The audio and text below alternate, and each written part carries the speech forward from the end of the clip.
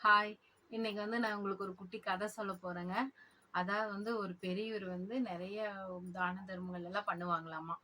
அப்படி இருக்கும்போல ஒரு நாள் போயி ஒரு ஒரு பக்கம் நின்னு எல்லாத்துக்கும் சாப்பாட்டு பொட்டணம் இருக்கு பார்த்தீங்களா? அது எல்லாருக்கும் குடுத்துக்கிட்டு இருந்தாரு. அப்புறம் கடைசியா ஒரு 2டே 2 சாப்பாடு பொட்டணம் மீதமாயிருச்சு.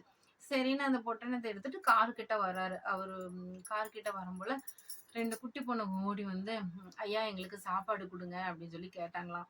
ஆனா கொஞ்சம் தள்ளி ஒரு 4 ஸ்டெப் தள்ளி இன்னொரு பொண்ணு நின்னுட்டுருக்கு. அந்த பொண்ணு எதுவுமே கேட்கல. குட்டி பிள்ளைங்க 3மே. அந்த பொண்ணு ஒண்ணுமே பேசல. அப்ப இவர் கேட்டிருக்காரு, "ஏன் பாப்பா அந்த பாப்பா ஒண்ணுமே பேச மாட்டேங்குது. என்கிட்ட சாப்பாடு கேட்கல" அப்படின்னு சொல்லி சொல்லும்போல, "இல்லைங்க ஐயா, அவங்களுக்கு வாய் பேச முடியாது. அதனால அந்த பொண்ணு வரல." அப்படிங்கும்போல, "சரி என்கிட்ட 2 பொட்டணம் தான் இருக்கு. 3 பேரும் பிரிச்சு சாப்பிட்டுக்கிறீங்களா?" அப்படிங்கும்போல, "இல்லைங்க ஐயா, இந்த 2 பொட்டணத்த எங்களுக்கு குடுங்க" அப்படின்ருக்காங்க. "இல்ல அந்த பொண்ணுக்கு வாய் பேச முடியல. அதனால அந்த பொண்ணுக்கு அத குடுக்கலாம். 3 பேரும் பங்கி சாப்பிடுங்க" அப்படிங்கும்போல, அந்த பொண்ணுங்க, "இல்லைங்க ஐயா, இது எங்களுக்கு தான் சரியா இருக்கும்.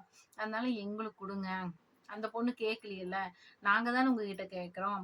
அப்படிங்கும்போல, "இல்லம்மா அந்த பொண்ணுக்கு வாய் பேச முடியாதுல்ல" அப்படிங்கும்போல, "இல்லைங்க ஐயா, நான் உங்ககிட்ட கேட்டுட்டோம்ல, எங்களுக்கு குடுங்கங்கும்போல." சரின்னு அவரு என்ன பண்ணாரு, சரின்னு சொல்லிப்புட்டு அந்த 2 பொண்ணுங்களுக்கு 2 பொட்டணத்த குடுத்துட்டு, அவரு கெளம்பி போயிட்டாரு. கொஞ்ச நேரம் கழிச்சு அவரு திரும்பி வந்தாரு.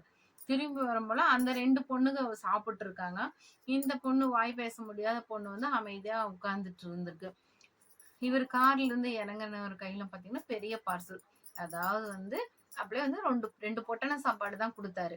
இப்ப பார்த்துட்டீங்கன்னா, அதோட கொஞ்சம் பெரிய லெவல்ல ஒரு பொட்டணம் இருந்தது.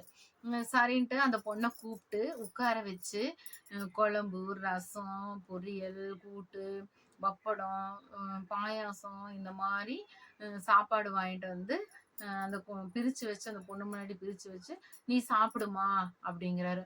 அப்ப அந்த பொண்ணு அந்த இன்னும் 2 பேர் பொட்டணம் சாப்பிட்டுட்டு இருக்காங்களா, அந்த பொண்ணுங்கள பார்த்து, "நீங்களும் வாங்க, நம்ம எல்லாம் ஷேர் பண்ணி சாப்பிடலாம்" அப்படிங்கிற மாரி அந்த பொண்ணு ஜாட பண்ணுச்சு. அப்ப இந்த பொண்ணுங்க 2ம் அப்பதான் புரிஞ்சாங்க. நம்ம கிடைக்கிற சாப்பாட்ட எல்லாத்துக்கும் ஷேர் பண்ணி சாப்பிடணும் அப்படிங்கிறது இந்த 2 பொண்ணுங்களுக்கு புரிஞ்சுது. இதுலருந்து என்ன தெரியுது தெரியுங்களா? நம்மளுக்கு ஒண்ணு ஒரு வாய்ப்பு அப்ப தவறி கிடைக்கல அப்படின்னா, நெக்ஸ்ட் இத விட பெரிய ஆப்பர்ச்சுனிட்டி நம்மளுக்கு கிடைக்கும் அப்படிங்கிறது இதுலருந்து புரியுதுங்க. ஓகே ஃபிரெண்ட்ஸ், இந்த கதை பிடிச்சிருந்தா லைக் பண்ணுங்க. ஓகே.